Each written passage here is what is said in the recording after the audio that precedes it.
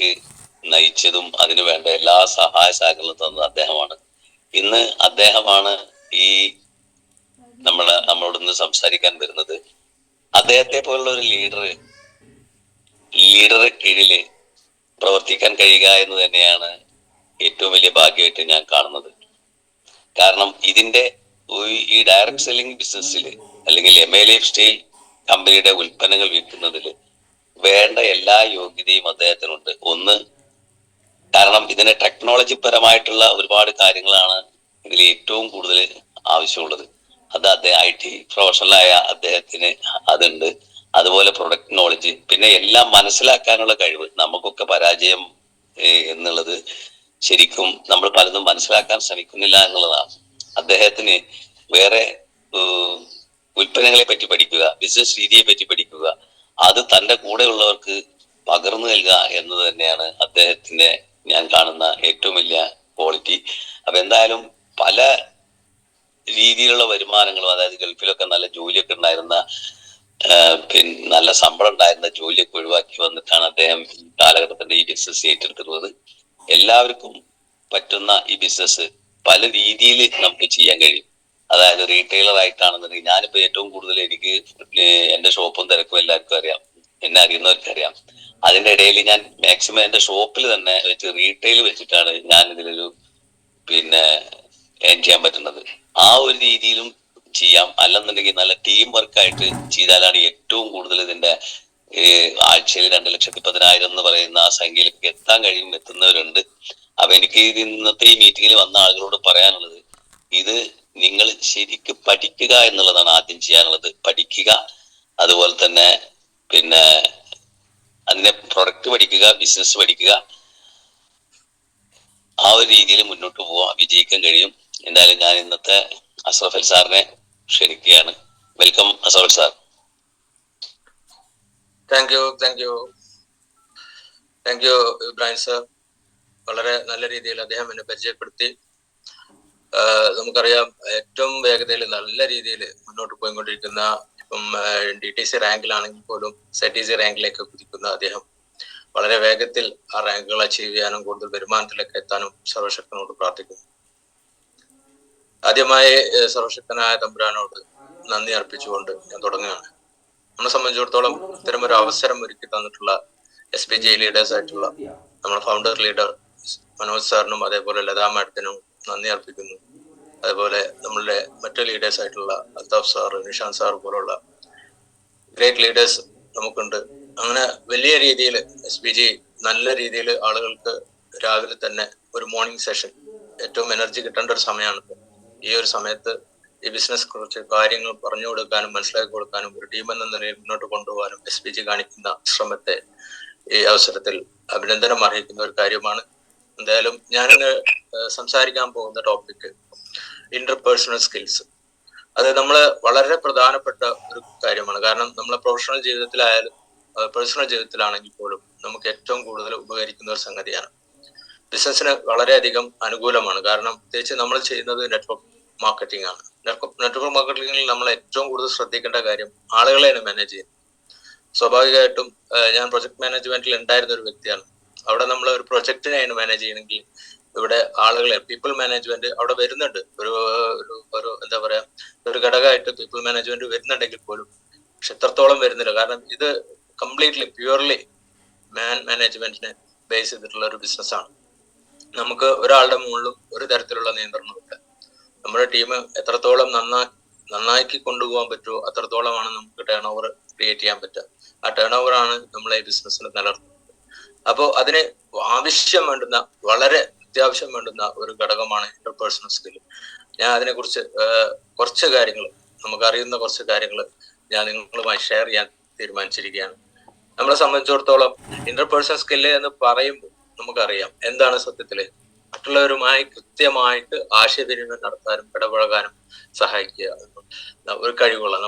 നമ്മളെ സഹായിക്കുന്ന കഴിവുകളാണ് നമ്മൾ പറയേണ്ടത് ഇന്റർപേഴ്സണൽ സ്കില്ല് എന്ന് പറഞ്ഞാൽ. അപ്പൊ നമുക്കറിയാം പല ആളുകളായിട്ട് സംസാരിക്കുമ്പോൾ ബോഡി ലാംഗ്വേജ്, അതേപോലെ സംസാരിക്കുന്ന രീതി, ടോണ്, ഇതെല്ലാം വ്യക്തികളെ എന്താ പറയാ കൂടുതൽ അടുപ്പിക്കുന്ന ഒരു കാര്യമാണ്. നമ്മൾ എത്രത്തോളം നല്ല രീതിയിൽ ബിഹേവ് ചെയ്യുന്നു അത്രത്തോളം നമ്മളിലേക്ക് ആളുകൾ എത്തും. അപ്പം നമ്മൾ വളരെയധികം ശ്രദ്ധിച്ച് കൈകാര്യം ചെയ്യേണ്ട ആളുകളാണ്. കാരണം നമ്മളിത് ഒരു അച്ഛന്റെ ഒരു അമ്മയുടെ മക്കളല്ല. ആണെങ്കിൽ പോലും ഡിഫറെന്റ് ക്യാരക്ടറാണ്. നമുക്കറിയാം, സഹോദരങ്ങൾ തമ്മിൽ ഡിഫറെന്റ് ക്യാരക്ടറാണ്. അപ്പൊ നമ്മളെ സംബന്ധിച്ചിടത്തോളം അത്തരം ആളുകളായിട്ട് കണക്ട് ചെയ്യുന്ന സമയത്ത് നമ്മൾ വളരെ കൃത്യമായിട്ടുള്ള രീതിയിലായിരിക്കണം സംസാരം. നമുക്ക് സംസാരിച്ചാൽ ദോഷം ഉണ്ടാവുന്നുണ്ടെങ്കിൽ സംസാരം നിർത്തുകയാണ് ഏറ്റവും ബുദ്ധിപരമായ തീരുമാനം. മനസ്സിലായോ? സംസാരിക്കാൻ എന്നാൽ ആശയം കൈമാറുമാണ് ആ രീതി. ഒരിക്കലും ഒരു ആർഗ്യുമെന്റ് ലെവലിലോ മറ്റുള്ള കാര്യങ്ങളിലോ ഒന്നും ഒരിക്കലും നമ്മൾ പോകാൻ പാടില്ല. നമ്മളെ സംബന്ധിച്ചിടത്തോളം എപ്പോഴും നമ്മളെ സംസാരത്തിലും പെരുമാറ്റത്തിലൊക്കെ വളരെയധികം ശ്രദ്ധിക്കണം. അങ്ങനെയാണ് നമ്മൾ ഓർക്കപ്പെടുക. നമ്മൾ ചെയ്ത എത്രയോ നല്ല കാര്യങ്ങൾ നമ്മളെ ഓർക്കപ്പെടുക നമ്മൾ എങ്ങനെയായിരുന്നു കാര്യങ്ങളെ കണ്ടിരുന്നത്, നമ്മളെ റിയാക്ഷൻ എങ്ങനെയായിരുന്നു എന്നുള്ളതിനെ ബേസ് ചെയ്തിട്ടാണ്. അപ്പൊ വളരെയധികം പ്രാധാന്യമുള്ള സംഭവമാണ് ഇന്റർപേഴ്സണൽ സ്കിൽസ്. അതിൽ ഏറ്റവും പ്രധാനപ്പെട്ട ഒരു സംഗതിയാണ് കമ്മ്യൂണിക്കേഷൻ. നമ്മളിപ്പം ഒരു കാര്യങ്ങളെ പറ്റി നമുക്കറിയാം, നമ്മളെ കയ്യിലുള്ള ആശയത്തെ കുറിച്ച് വളരെയധികം തെറ്റിദ്ധാരണ നിലനിൽക്കുന്ന ഒരു കാലഘട്ടത്തിലൂടെയായിരുന്നു നമ്മൾ പോയിരുന്നത് കഴിഞ്ഞ കുറച്ചു കാലങ്ങളായിട്ട്. ഇപ്പൊ ഓരോ മാറ്റങ്ങൾ വന്നു. കാരണം ഫെബ്രുവരി 19 ശേഷം ഞങ്ങളുടെ ഇടയിലുള്ള അവയർനെസ് ഗവൺമെന്റിന്റെ രീതിയിലുള്ള ഗവൺമെന്റ് നേതൃത്വത്തിൽ നടന്നുള്ള പ്രോഗ്രാമുകൾ, അതിനെ സംബന്ധിച്ച് പത്രവാർത്തകൾ വന്നത്, അതിനെല്ലാം പുറമെ ഡയറക്ട് പറ്റിയിട്ട് പത്രമാധ്യമങ്ങളിൽ വളരെയധികം കൊട്ടിഘോഷിക്കുന്ന ഒരു കാലഘട്ടത്തിലൂടെയാണ് പോകുന്നത്. അത് സുവർണ കാലഘട്ടം തുടങ്ങിയെന്ന് തന്നെ വേണമെങ്കിൽ പറയാം. ഇവിടുന്ന് അങ്ങോട്ടാണ് നെറ്റ്വർക്ക് മാർക്കറ്റിംഗിന്റെ സാധ്യതകൾ നമ്മളെ മുന്നിൽ തുറന്നിടുന്നത്. ഈ അവസരത്തിൽ ഇത് കൃത്യമായിട്ട് കമ്മ്യൂണിക്കേറ്റ് ചെയ്യാൻ പറ്റുന്ന ഒരാൾക്ക് ഈ ബിസിനസ് നിലനിൽക്കാൻ കഴിയും.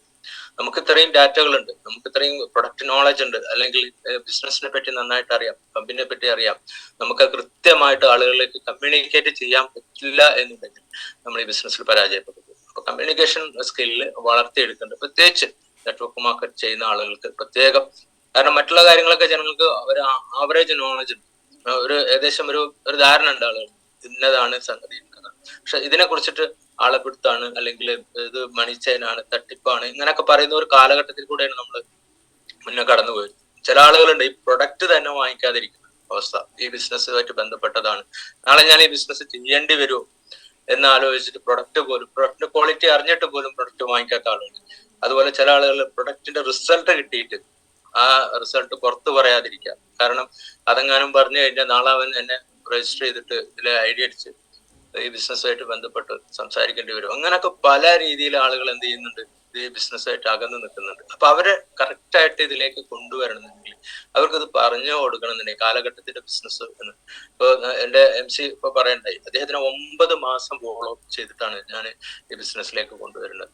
അപ്പൊ അദ്ദേഹത്തിന് ഇത് കുറെ കാര്യങ്ങൾ തെറ്റിദ്ധാരണകൾ ഉണ്ടായിരുന്നു തുടക്കകാലത്ത്. കാരണം ഇത് കേട്ടുകൊണ്ടിരിക്കുന്ന നമ്മള് മുന്നേ കേട്ടിരുന്ന സംഗതികൾ എന്താണ്, ഇത് ഈ ഒരു സാഹചര്യത്തിലൂടെ പോകുന്ന ബിസിനസ് ആണ് എന്നുള്ളതാണ്. അപ്പൊ അങ്ങനെ ഒരു സാഹചര്യത്തിലേക്ക് അറിഞ്ഞുകൊണ്ട് ഒരാൾ കടന്നു വരില്ല. അപ്പൊ അതല്ല, ഇന്നതാണ് ഇതിന്റെ വേർതിരിവ് മനസ്സിലാക്കി കൊടുക്കാൻ നമുക്ക് കൃത്യമായി കമ്മ്യൂണിക്കേറ്റ് ചെയ്യാൻ കഴിയണം. അത് സംസാരത്തിലാവാം, എഴുത്തിലാവാം, നമ്മൾ ഇമെയിൽ അയക്കാം, അങ്ങനെ എല്ലാ കാര്യത്തിലും നമ്മളെ സംബന്ധിച്ചിടത്തോളം കമ്മ്യൂണിക്കേഷൻ എന്ന് പറഞ്ഞാൽ വെർബൽ കമ്മ്യൂണിക്കേഷൻ മാത്രമല്ല, റിട്ടൺ കമ്മ്യൂണിക്കേഷൻ എല്ലാതും അതിനോട് ബന്ധപ്പെട്ടുള്ളതാണ്. അത് കൃത്യമായ ആളുകളിലേക്ക് കൊടുക്കുക. ഇപ്പൊ പ്രത്യേകിച്ച് വാട്സപ്പ് ഒക്കെ ഉള്ള കാലഘട്ടമാണ്. നമുക്ക് ടെക്സ്റ്റ് ചെയ്യാൻ കാര്യങ്ങൾ, വോയിസ് നോട്ട് അയക്കാം, അങ്ങനെയുള്ള എല്ലാ കാര്യങ്ങളും നമുക്ക് കമ്മ്യൂണിക്കേഷൻ ചെയ്യാനുള്ള സാധ്യതകളും ഒരുപാട് തുറന്നു കിട്ടിയിട്ടുള്ളത്. അപ്പൊ കൃത്യമായിട്ട് അത് ഉപയോഗിക്കാൻ പറ്റുക എന്നുള്ളതാണ്. പിന്നെ ഇതിനൊക്കെ പുറമെ ഇതെല്ലാം ഉണ്ട്, നമുക്ക് എല്ലാ സ്കില്ലും ഉണ്ട്, കാര്യങ്ങളൊക്കെ ഉണ്ട്. എന്നാൽ പോസിറ്റീവായിട്ടല്ല നമ്മൾ കാര്യങ്ങളെ കാണുന്നത്. ആരൊക്കെ എന്തൊക്കെ പറഞ്ഞു അതിനെ ബേസ് ചെയ്ത് നമ്മൾ സംസാരിക്കുന്നു എന്നുള്ളതാണെങ്കിൽ ഒരിക്കലും ഇത് ചെയ്യില്ല, മറ്റുള്ള ഒരാൾക്ക് അത് അക്സെപ്റ്റൻസ്, ആ ഒരു സ്വീകാര്യത തോന്നില്ല. അപ്പൊ നമ്മളെ സംബന്ധിച്ചിടത്തോളം നമ്മൾ എപ്പോഴും ഒരു പോസിറ്റീവ് മൈൻഡ് സെറ്റോട് കൂടി ആയിരിക്കണം ഇതിനെ കാണുന്നത്. എപ്പോഴും പോസിറ്റീവ് ആറ്റിറ്റ്യൂഡ്. നമുക്ക് കുറെ നെഗറ്റീവുകൾ കേൾക്കുന്ന ഒരു സറൗണ്ട്സിലാണ് ഇപ്പോഴും ആളുകൾക്ക് ഇതിന്റെ എന്താ പറയാ പൊട്ടൻഷ്യൽ മനസ്സിലായിട്ടില്ല. അപ്പൊ സ്വാഭാവികമായിട്ടും ഇത് അതുപോലല്ലേ അല്ലെങ്കിൽ ഇതുപോലല്ലേ എന്ന് പറയുന്ന ഒരു ആറ്റിറ്റ്യൂഡ് ഉള്ള ആളുകളുണ്ട്. അപ്പൊ അവിടെ നിന്നിട്ട് നമ്മൾ പോസിറ്റീവ് കാണിക്കുമ്പോൾ മാത്രമേ ബിസിനസിന് വളർച്ച ഉണ്ടാവുള്ളൂ. എപ്പോഴും പോസിറ്റീവ് ആയിട്ടുള്ള അതേപോലെ നെഗോഷിയേഷൻ സ്കില്ല്. നമുക്കറിയാം, നമ്മൾ എന്തൊരു കാര്യം വരുമ്പോഴും അത് ചർച്ചയിലൂടെ പരിഹരിക്കപ്പെടുന്ന ഒരു സാഹചര്യം. പ്രത്യേകിച്ച് അത് കൂടുതൽ നമ്മൾ കണ്ടുള്ള രാഷ്ട്രീയ നേതാക്കളുടെ ഇടയിൽ, അതേപോലെ നമുക്കറിയാം രാഷ്ട്രതലവന്മാർ തമ്മിലുള്ള എന്തെങ്കിലും രാജ്യങ്ങൾ തമ്മിലുള്ള പ്രശ്നങ്ങൾ ഉണ്ടാകുമ്പോൾ നയതന്ത്ര തലത്തിലൊക്കെ എപ്പോഴും അവിടെ നെഗോഷിയേഷൻ സ്കില്ല്, ഒരു കച്ചവടത്തിന്റെ ഇടയിൽ അത് ഉണ്ടാവാറുണ്ട്. നെഗോഷിയേഷൻ സ്കില്ല് കാര്യങ്ങളൊക്കെ ഏറ്റവും ഫലപ്രദമായിട്ട് വരാറുണ്ട്. എന്താണ് നെഗോഷിയേഷൻ സ്കില്ല്? നമ്മൾ ഒരു കാര്യത്തെ കുറിച്ച് എന്തെങ്കിലും ഒരു പ്രതിസന്ധി വരുന്ന സമയത്ത് അല്ലെങ്കിൽ എന്തെങ്കിലും കാര്യങ്ങൾ ചർച്ച ചെയ്ത് ഗുണകരമാവുന്ന രീതിയിലേക്ക് കാര്യങ്ങൾ കൊണ്ടുപോകാൻ ഒരു കഴിവ് നമ്മൾ ഉണ്ടാവുന്നത് വളരെ നല്ലതാണ്. പ്രത്യേകിച്ച് നെറ്റ്വർക്ക് മാർക്കറ്റിംഗിൽ നമുക്കറിയാം ഒരുപാട് ആളുകളായിട്ട് കണക്റ്റഡ് ആണ്, ഒരുപാട് തരത്തിലുള്ള സ്വഭാവക്കാരായിട്ട് കണക്റ്റഡ് ആണ്. അപ്പോൾ അവരുടെയൊക്കെ പ്രശ്നങ്ങൾ പരിഹരിക്കാനൊക്കെ മുന്നിൽ നിന്ന് ചെയ്യാൻ പറ്റുന്ന നെഗോഷിയേഷൻ സ്കില്ലുള്ള ആളുകൾക്ക് മാത്രമേ മുന്നോട്ട് പോകാൻ പറ്റുള്ളൂ. അതേപോലെ റിലേഷൻഷിപ്പ് ഇത് പറഞ്ഞതിന്റെ കൂട്ടം പറയേണ്ട ഒരു കാര്യം, നമ്മുടെ ടീം മെമ്പേഴ്സുമായിട്ടും മറ്റുള്ളവരായിട്ടും ശക്തമായ ഒരു ബന്ധം ഇതിൽ ആവശ്യമാണ്. കാരണം നമ്മളെ സംബന്ധിച്ചിടത്തോളം നമ്മൾ അവരെ എന്താ പറയാ നല്ല രീതിയിൽ അവരോട് കാര്യങ്ങളെ ചോദിച്ച് മനസ്സിലാക്കാനും, അതുപോലെ ഒരു റിലേഷൻഷിപ്പ് ബിസിനസ് ബന്ധം മാത്രം പോരാ. കാരണം എപ്പോഴും ഇമോഷനാണ് കണക്ട് ചെയ്യുക. നമ്മളെ സംബന്ധിച്ചിടത്തോളം നമുക്കറിയാം ഏതൊരു കാര്യം നമ്മൾ കണക്ട് ചെയ്യുക ഇമോഷനാണ്. എന്തുകൊണ്ടാണ് കുടുംബ ബന്ധങ്ങൾ ഇത്ര ഈസി ആയിട്ട് നിൽക്കുന്നത്? എന്താ കുടുംബ ബന്ധങ്ങൾ? എന്റെ ചോരയാണ് അല്ലെങ്കിൽ എന്റെ റിലേഷൻ ആണ്. ആ ഒരു സംഭവം ഉണ്ടല്ലോ, അത് എപ്പോഴും നമ്മളെ ഇത് ചെയ്യും. അപ്പൊ നമ്മൾ ചെറിയ ചെറിയ തെറ്റുകളോ കുഴപ്പങ്ങളോ ഉണ്ടെങ്കിൽ അവിടെ അത് സോൾവ് ചെയ്ത് പോകും. എന്തുകൊണ്ടാണ്? പക്ഷെ ഒരു കൂട്ടുകാരില് ആണെങ്കിൽ അത് അത്രയും ഡീപ്പായിട്ടുള്ള ബന്ധം ചെറുപ്പകാലം മുതലേ അറിയുന്ന ഒരു വ്യക്തിയാവണം. ഒരു അപരിചിതനോട് നമുക്ക് ഒരിക്കലും എന്തുണ്ടാവില്ല, തരത്തിലുള്ള ഇതുണ്ടാവില്ല. പക്ഷെ അവരുടെ ഒരു സ്വഭാവം, അവരുടെ ക്യാരക്ടർ നമ്മളെ ആകർഷിക്കുമ്പോൾ സ്വാഭാവികമായിട്ടും അവരോട് ബഹുമാനോ റെസ്പെക്റ്റോ അല്ലെങ്കിൽ അവരിലെ നമുക്ക് ഇത് ഒരു മതിപ്പ് തോന്നുകയും ആ ബന്ധം അദ്ദേഹമായിട്ട് മുന്നോട്ട് പോവാം നല്ലതാണ്. നമുക്കറിയാം വളരെ സമൂഹത്തിൽ മോശപ്പെട്ട് നിൽക്കുന്ന വ്യക്തികളായിട്ട് ഒരിക്കലും ഒരാൾ കണക്ട് ചെയ്യാൻ ശ്രമിക്കാറില്ല. അപ്പൊ അതിന്റെ മെയിൻ കോസ് എന്താണെന്ന് വെച്ചാൽ നമ്മളെ സംബന്ധിച്ചിടത്തോളം ആ വ്യക്തി മുഖേന നമുക്ക് കൂടെ ചീത്തപ്പേര് വരുന്ന ഒരു അവസ്ഥ അല്ലെ. അപ്പൊ അതിന് നമ്മൾ ഒരിക്കലും നിൽക്കാറില്ല. അപ്പൊ എന്നതുപോലെ തന്നെയാണ് നമ്മളെപ്പോഴും ശ്രദ്ധിക്കേണ്ട ഒരു വളരെ പ്രധാനപ്പെട്ട കാര്യമാണ് നല്ല രീതിയിലുള്ള റിലേഷൻഷിപ്പ് ബിൽഡ് ചെയ്യാൻ പറ്റുക എന്നുള്ളത്. അപ്പൊ അങ്ങനെ നമുക്ക് കഴിയുന്നുണ്ടെങ്കിൽ അത് സ്ത്രീ പുരുഷ ഭേദമന്യേ നല്ല രീതിയിൽ, കാരണം നമുക്ക് ഈ ബിസിനസ്സിൽ സ്ത്രീകൾ വരുന്നുണ്ട്, മറ്റ് സ്വാഭാവികമായിട്ടും സംഭവിക്കുന്ന കാര്യങ്ങളാണ് ഇന്നത്തെ കാലത്ത്. ആളുകളോട് സംസാരിക്കുമ്പോൾ തെറ്റിദ്ധാരണ രീതിയിൽ കാര്യങ്ങളൊക്കെ കാണുക, അങ്ങനെയൊക്കെ വരുമ്പോൾ സ്വാഭാവികമായിട്ടും അതൊക്കെ കറക്റ്റ് ചെയ്ത് പോകണമെന്നുണ്ടെങ്കിൽ നല്ല രീതിയിൽ റിലേഷൻഷിപ്പ് ആളുകളുമായിട്ട് ഉണ്ടാവണം. അതേപോലെ തന്നെ വളരെ പ്രധാനപ്പെട്ട ഒരു സംഭവമാണ് ആക്റ്റീവ് ലിസണിങ്. നമുക്കത് പറഞ്ഞു പോകാൻ എളുപ്പമാണ്, നമ്മൾ എല്ലാ കാര്യങ്ങളും പറഞ്ഞു പോകും. ആര് കേൾക്കണ്ടോ ഇല്ലേ എന്നൊന്നും നമ്മളെ പറ്റിയ വിഷയമല്ല. പക്ഷെ അവിടെയാണ് ഏറ്റവും വലിയ പരാജയം സംഭവിക്കുന്നത്. ഏറ്റവും സ്മാർട്ടായിട്ടുള്ള വ്യക്തി എപ്പോഴും കേൾക്കാനാണ് ശ്രമിക്കുക. കേൾക്കുന്നവനെയാണ് ശ്രദ്ധാപൂർവം ശ്രദ്ധിക്കുക. മറ്റുള്ളവർ എന്താണോ പറയുന്നത് ശ്രദ്ധിച്ച് കേൾക്കുക. അവരുടെ ആവശ്യങ്ങളും കാഴ്ചപ്പാടും എന്താണെന്ന് മനസ്സിലാക്കുക. അതിന് വേണ്ട ഉചിതമായ രീതിയിൽ നമ്മൾ പ്രതികരിക്കുക. നമ്മളില് എന്തെങ്കിലും പറഞ്ഞു കഴിഞ്ഞാൽ അതിന് കൃത്യമായ മറുപടി ഉണ്ടാവുന്ന വിശ്വാസം നമ്മുടെ ടീമിലെ എല്ലാ ആളുകൾക്കും ഉണ്ടാവും.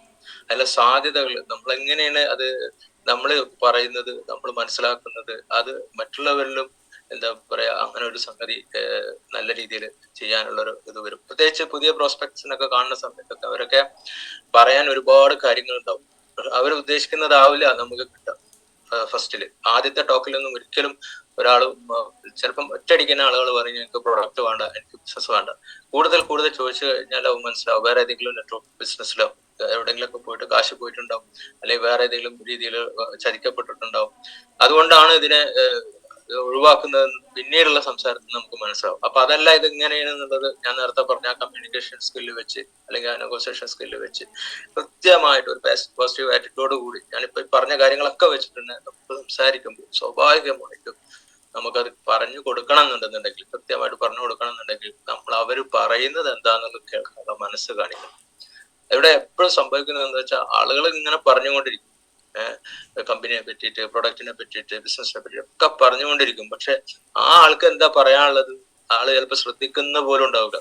അയാൾ അവിടെ ഇങ്ങനെ ഇരിക്കും, എന്താ പറയാ, ഇയാൾ വന്നു പെട്ടു എന്നുള്ള രീതിയിൽ അയാൾ കേട്ടുകൊണ്ടിരിക്കുക എന്നല്ലാതെ ഒരു തരത്തിലുള്ള അയാളാണ് ശരിക്കും ആക്റ്റീവ് ലിസണർ. ശരിക്കും അവിടെ ഡോമിനേറ്റ് ചെയ്യുന്ന ആ വ്യക്തിയാണ്. ആ ഒരു സംഭാഷണം, രണ്ട് വ്യക്തികൾ സംഭാഷണം നടത്തുന്ന സമയത്ത് ആരാണോ കൂടുതൽ ശ്രദ്ധിച്ചിരിക്കുന്നത്, ഒബ്സർവ് ചെയ്യുന്നത്, ആ വ്യക്തിയാണ് ആ ഒരു സന്ദർഭത്തിൽ അല്ലെങ്കിൽ ആ സമയത്ത് ഡോമിനേറ്റ് ചെയ്യുന്നത്, കൂടുതൽ കയറി നിൽക്കുന്നതെന്ന് അർത്ഥം മലയാളം പറയുകയാണെങ്കിൽ. അപ്പൊ അദ്ദേഹത്തിനാണ് കൂടുതൽ, കാരണം ആ സബ്ജക്റ്റിനെ പറ്റി കൂടുതൽ അങ്ങനെ ശ്രദ്ധിക്കുന്നുണ്ടെങ്കിൽ.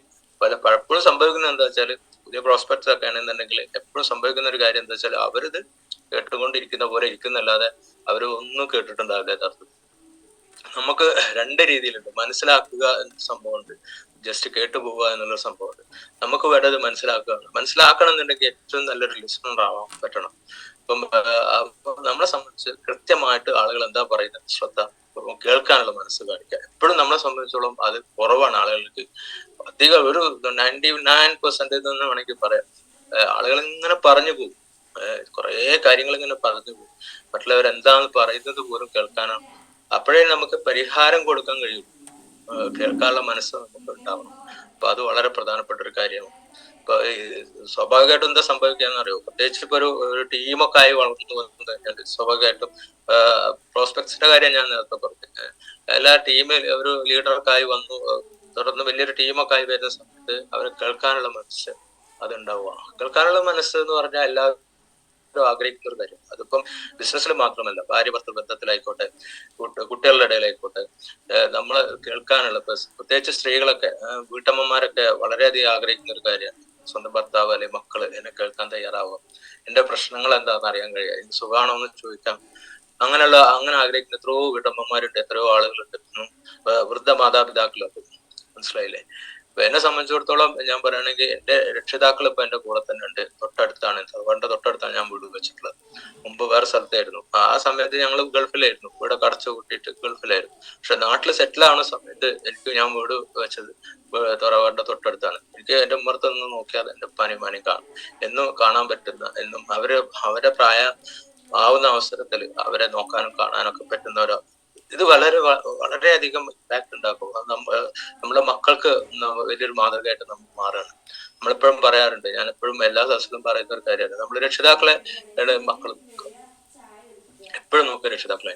നമ്മളിപ്പോ പറയണം ഇന്ന ആളെ കണ്ടു പഠിക്കുക, ഇന്ന ആളെ കേട്ട് പഠിക്കുന്നത് നമ്മൾ പറയുമ്പോൾ അവരവിടെ എല്ലാം ശ്രദ്ധിക്കുന്നത്, എന്റെ ഉപ്പ ഉമ്മ എന്താ ചെയ്യുന്നത്, മറ്റുള്ളവരോട് എങ്ങനെയാണ് ബിഹേവ് ചെയ്യുന്നത്, അവരോട് എങ്ങനെ പെരുമാറുന്നത്. അപ്പൊ നമ്മളെ പെരുമാറ്റത്തിലും കാര്യത്തിലൊക്കെ വളരെയധികം ക്വാളിറ്റി മെയിൻറ്റെയിൻ ചെയ്താൽ നമ്മളെ ബാക്കിയുള്ള പിൻതലമുറ നമ്മളെയും അതേപോലെ തന്നെ വരും. അതേപോലെ തന്നെയാണ് ടീമും അതേപോലെ തന്നെയാണ്. നമ്മൾ എങ്ങനെയാണോ ബിഹേവ് ചെയ്യുന്നത്, ലീഡർ എങ്ങനെയാണോ എന്നതുപോലെ തന്നെയാണ് നമ്മളുടെ ടീമും മെമ്പേഴ്സും അതേപോലെ തന്നെ ബിഹേവ് ചെയ്യുക. ഓക്കെ, ചില ടീമുകളൊക്കെ വളരെ ബഹളം പ്രശ്നങ്ങളൊക്കെ കാണും, പക്ഷെ ചില ടീമിൽ അതൊന്നും കാണില്ല. അതിന്റെ റീസൺ എത്രേ ഉള്ളൂ, ആ ലീഡർ എങ്ങനെയാണ് ആ ടീം മെയിൻറ്റെയിൻ ചെയ്യുന്നത് എന്നതുപോലെ. നമ്മൾ ശ്രദ്ധിക്കേണ്ട വേറെ വളരെ പ്രധാനപ്പെട്ട കാര്യം അതുമായി ബന്ധപ്പെട്ടിട്ടുള്ള ലീഡർഷിപ്പ്. മറ്റുള്ളവരെ നമ്മൾ നയിക്കാൻ നമ്മൾ പ്രാപ്തരാണെന്ന് സ്വയം ചിന്തിക്കുക. നമ്മൾ സ്വയം ഒരു ലീഡർഷിപ്പ് ഏറ്റെടുക്കുക. ലീഡർഷിപ്പ് ഒരു പദവിയില്ല യഥാർത്ഥത്തിൽ, ഒരിക്കലും ലീഡർഷിപ്പോ റാങ്കോ ഒന്നും ഒരു പദവിയല്ല. നമ്മൾ മറ്റുള്ളവർക്ക് മാതൃകയാവാൻ വേണ്ടിയിട്ട് ദൈവം നമ്മളെ നിയോഗിക്കുക. അപ്പൊ അവിടെ നമ്മൾ മാതൃകയല്ല, നമ്മളെ ബഹളം ഉണ്ടാക്കാനാണ് നമ്മൾ ശ്രമിക്കുന്നതെങ്കിൽ, ടീമിൽ തന്നെ പ്രശ്നങ്ങൾ ഉണ്ടാക്കാനാണ് ശ്രമിക്കുന്നതെങ്കിൽ നമ്മൾ ഒരിക്കലും ഒരു ലീഡർ എന്ന് വിളിക്കാൻ പാടില്ല, അല്ലെങ്കിൽ നമ്മൾ അതിനുള്ള യോഗ്യത ഇല്ല. അപ്പൊ അതുകൊണ്ട് ലീഡർഷിപ്പ് മറ്റുള്ളവർ നയിക്കാനും അവരെ പ്രചോദിപ്പിക്കാനുള്ള കഴിവുണ്ടാകുമ്പോൾ മാത്രമേ ലീഡർഷിപ്പിലേക്ക് വളരൂ. അതേപോലെ തന്നെ അത്രയും നല്ല ലീഡർക്ക് മാത്രമേ നല്ല രീതിയിൽ ടീമിനെ കൊളാബറേറ്റ് ചെയ്തിട്ട് വെച്ചാൽ നമ്മളെ സംബന്ധിച്ചിടത്തോളം ഒരു ടീമായിട്ട് വർക്ക് ചെയ്യുന്ന സമയത്ത് അവരുടെ സഹകരണം, പിന്തുണ, മറ്റുള്ളവരെ എൻകറേജ് ചെയ്യുന്ന, പ്രചോദിപ്പിക്കുക, അങ്ങനെയുള്ള കാര്യങ്ങളൊക്കെ കൂടുതൽ ആവശ്യം വരുന്ന സംഗതിയാണ് ടീം വർക്ക്. ഇപ്പൊ ഞാൻ പ്രൊജക്ട് മാനേജ്മെന്റിന്റെ ഭാഗമായിട്ട് നിന്ന വ്യക്തി ആവുകൊണ്ട് എനിക്കറിയാം, നമ്മള് ഒരുപാട് ആക്ടിവിറ്റീസ് ആയിട്ട് അകത്ത് വരുന്നെങ്കിലും പീപ്പിൾ മാനേജ്മെന്റിന്റെ ഘട്ടം വരുന്ന സമയത്ത് ഓരോ സെഗ്മെന്റ്, ഇപ്പം IT നമുക്ക് പറയുകയാണെങ്കിൽ സർവീസ് ഡെസ്ക്, അതേപോലെ കണ്ടന്റ് ക്രിയേറ്റിംഗ്, ആർട്ടിഫിഷ്യൽ ഇന്റലിജൻസ്, പിന്നെ അതേപോലെ തന്നെ machine learning, data science, big data, ഇങ്ങനെയുള്ള ഒരുപാട് ഘടകങ്ങൾ, അസറ്റ് മാനേജ്മെന്റ്, അങ്ങനെ ഒത്തിരി ഘടകങ്ങൾ ഇതിന്റെ അകത്ത് വരുന്നുണ്ട്.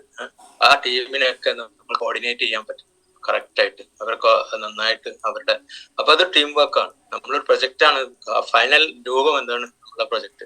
ആ പ്രൊജക്റ്റിലേക്ക് എത്താൻ എല്ലാ ടീമിനെയും കോർഡിനേറ്റ് ചെയ്യുന്ന ഉത്തരവാദിത്തമാണ് പ്രൊജക്ട് മാനേജർക്കുള്ളത്. കാണുമ്പോൾ ഈസിയാണ്, വളരെ കൂളായിട്ട് വളരെ നല്ലൊരു ക്യാബിന്റെ ഒരു ലാപ്ടോപ്പും തുറന്നു വെച്ചിട്ട് രാവിലെ വൈകുന്നേരം വരെ ഇരിക്കുക, അല്ലെങ്കിൽ ഉച്ച വരെ ഇരിക്കുക. അത് വളരെ സിമ്പിൾ ആയിട്ട് എന്താ പറയാ കാര്യങ്ങളൊക്കെ പോവാ. നമ്മൾ എത്രയോ ടെൻഷൻ ഉണ്ടാവും, നമ്മൾ ഒരിക്കലും അത് പുറത്ത് കാണിക്കാൻ പാടില്ല എന്ന് പറഞ്ഞാൽ നമ്മളെ പ്രസൻസ് ഓഫ് മൈൻഡ്, അതേപോലെ നമ്മൾ ആ സാഹചര്യങ്ങളോട് എങ്ങനെ ബിഹേവ് ചെയ്യുന്നത്, ഇതൊക്കെ നമ്മുടെ ടീമിൽ ഇമ്പാക്ട് ഉണ്ടാകും.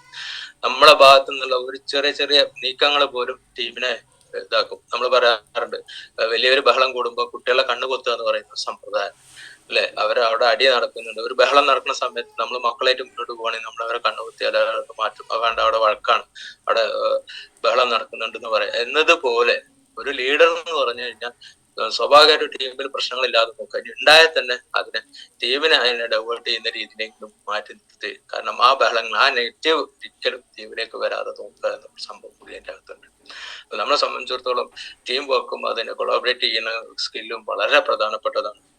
നമുക്കത് വളരെ അതേപോലെ തന്നെ കോൺഫ്ലിക്ട് റെസൊല്യൂഷൻ ഞാൻ പറഞ്ഞു വെച്ചൊരു പോയിന്റ് തന്നെയാണ്. അതായത് കോൺഫ്ലിക്ട് റെസൊല്യൂഷൻ എന്ന് പറഞ്ഞാൽ അഭിപ്രായ വ്യത്യാസങ്ങൾ ഉണ്ടാവും, തെറ്റിദ്ധാരണകൾ ഉണ്ടാവും. ഞാൻ നേരത്തെ പറഞ്ഞു, ഒരു രക്ഷിതാവിന്റെ മക്കളാണെങ്കിൽ പോലും പരസ്പരം സ്വാഭാവികമായിട്ടും ഓരോ ആശയങ്ങളും പലതരത്തില്, നമുക്ക് പല കേസുകളും ഇപ്പൊ അടുത്ത് തന്നെ ഇന്നലെ ഒരു കേസ് റിപ്പോർട്ട് ചെയ്യപ്പെട്ടിട്ടുണ്ട്. മേലാറ്റൂർ ആ ഭാഗത്ത് എവിടെയൊക്കെ എന്തോ ഒരു പ്രശ്നത്തിന്റെ പേരില് സഹോദരങ്ങൾ തമ്മിൽ വഴക്കായിട്ട് ഹോസ്പിറ്റലാവുക, അങ്ങനെയുള്ള അടിയും കാര്യങ്ങളൊക്കെ ഉണ്ടായിട്ട്. അപ്പൊ അങ്ങനൊക്കെ കേസുകളൊക്കെ റിപ്പോർട്ട് ചെയ്യപ്പെടുക സ്വന്തം കുടുംബത്തിലുള്ള അവസ്ഥ, സ്വത്ത് തർക്കമായിരിക്കും, അങ്ങനെ എന്തോ സംഭവമാണ് ഉള്ളത്. അപ്പൊ അങ്ങനെ കോൺഫ്ലിക്റ്റ് ആയിട്ടുള്ള ഒരുപാട് അഭിപ്രായ വ്യത്യാസങ്ങൾ, തെറ്റിദ്ധാരണകളൊക്കെ ഉണ്ടാവും. അതിനൊക്കെ മറികടക്കാൻ കഴിയാനുള്ള, അതിനൊക്കെ പരിഹാരം കണ്ടെത്താൻ, അതിന്റെ പോസിറ്റീവ് വശത്തിലേക്ക് അത് നോക്കാനും ആ ബന്ധങ്ങൾ നിലനിർത്താനുള്ള ശ്രമം നമ്മുടെ ഭാഗത്തു നിന്നുണ്ടാവും.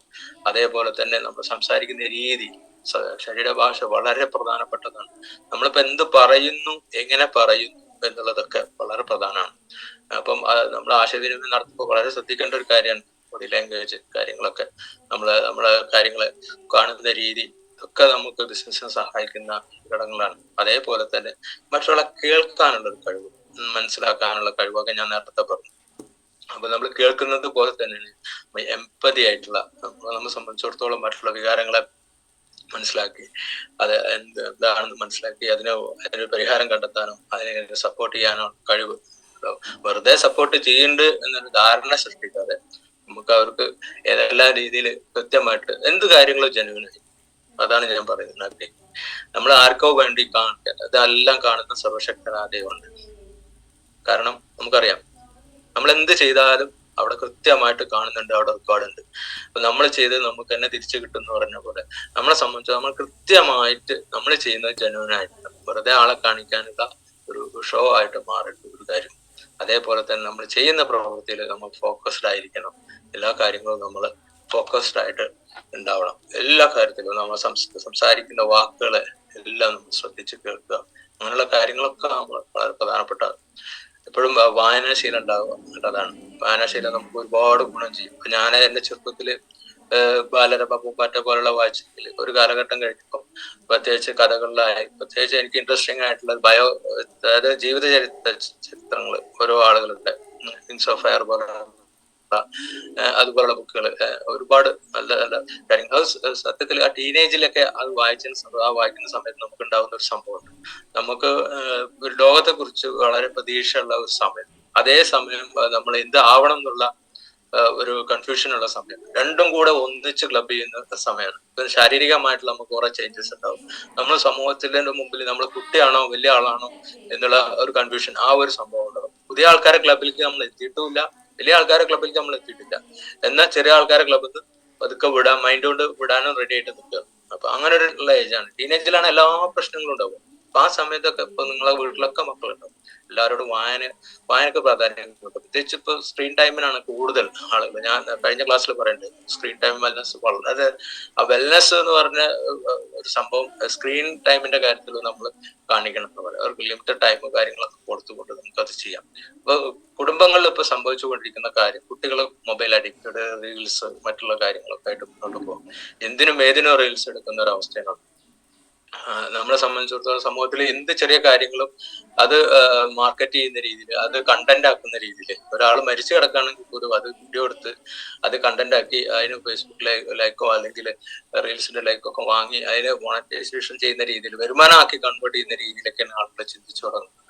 നമ്മൾ മനസ്സിലാക്കേണ്ട ഒരു കാര്യം, നമ്മൾ എപ്പോഴും വായനക്ക് പ്രാധാന്യം കൊടുത്തു കഴിഞ്ഞാൽ ഈ സംഗതികളൊക്കെ ഒരുപാട് നമ്മളെ ബ്രെയിനിന് വർക്ക് കൊടുക്കും. ശരിക്കും നമ്മളിങ്ങനെ ചിന്തിച്ചുകൊണ്ടിരിക്കണം എന്നുണ്ടെങ്കിൽ വായനക്കാണ് പ്രാധാന്യം. മറ്റത് നമ്മളെ മൈൻഡ് തന്നെ നമ്മളെന്താ പിന്നെ ഇല്ലാതാവുക ചെയ്യാം. നമുക്ക് ഇതിലും ഒരു കോൺസെൻട്രേറ്റ് ചെയ്ത് ഏകാഗ്രതയോടെ ഇരിക്കാനുള്ള കഴിവ് നഷ്ടപ്പെടും. നമ്മൾ എന്തിനും വളരെ എന്താ പറയാ, ഒന്നിനൊരു ക്ഷമ ഉണ്ടാവില്ല. നമുക്കറിയാം, ചെറിയ കുട്ടികളൊക്കെ മൊബൈലൊക്കെ വാങ്ങിക്കഴിഞ്ഞാൽ അവർ കാണിക്കുന്ന ഒരു പരാക്രമം. അപ്പൊ ഞാൻ പറഞ്ഞു വരുന്നതാണ്, കുട്ടിക്കാലത്ത് പൂമ്പാറ്റയും ബാലരമയും വായിച്ചിരുന്ന ഞാൻ ടീനേജ് ആയപ്പോ വലിയ വലിയ ആളുകളുടെ അവരുടെ ജീവിത ചരിത്രങ്ങൾ വായിക്കാൻ തുടങ്ങി. പിന്നീട് മോട്ടിവേഷനും കാര്യങ്ങളും ഇതൊക്കെ എന്റെ ലൈഫിൽ വളരെയധികം മാറ്റങ്ങൾ ഉണ്ടാക്കി. നമുക്ക് നമ്മളെ നെറ്റ്വർക്ക് ബിസിനസ്സുമായിട്ട് ബന്ധപ്പെട്ടിട്ട് പറയുകയാണെങ്കിൽ നമുക്ക് വായിക്കാൻ പറ്റിയ കുറച്ച് ബുക്കുകളെ പേര് ഞാൻ പറഞ്ഞുതരാം. നമുക്ക് നെറ്റ്വർക്ക് മാർക്കറ്റിംഗ് മില്ലിയനിയർ പറഞ്ഞിട്ട്, be a network marketing millionaire പറഞ്ഞിട്ട് ദിഗ്ബായ് ബജാജിന്റെ ബുക്ക് ഉണ്ട്. അതുപോലെ how to win friends and influence people, പിന്നെ rich dad poor dad Robert കിയോസാക്കിയുടെ. അതുപോലെ secret the millionaire mind, think and grow rich, അതുപോലുള്ള ഒരു ബുക്കാണ് ബിസിനസ് ഓഫ് 21st സെഞ്ചുറി. പിന്നെ അവർ greatest salesman in the world എന്ന് പറഞ്ഞ ബുക്കുണ്ട്. അവർ ഗ്രേറ്റ് ഗൈഡ് എന്ന് പറഞ്ഞിട്ടുള്ള സംഭവം ബുക്കുണ്ട്. അവർ സയൻസ് ഓഫ് ഗെറ്റിംഗ് റിച്ച് എന്ന് പറഞ്ഞിട്ടുള്ള ബുക്കുണ്ട്. അതുപോലെ 7 habits of highly effective people ഉണ്ട്. അതുപോലെ സക്സസ് പ്രിൻസിപ്പൽസ് എന്ന് പറഞ്ഞിട്ടുള്ള ബുക്കുണ്ട്. ഏറ്റവും final and but not least magic of the thinking.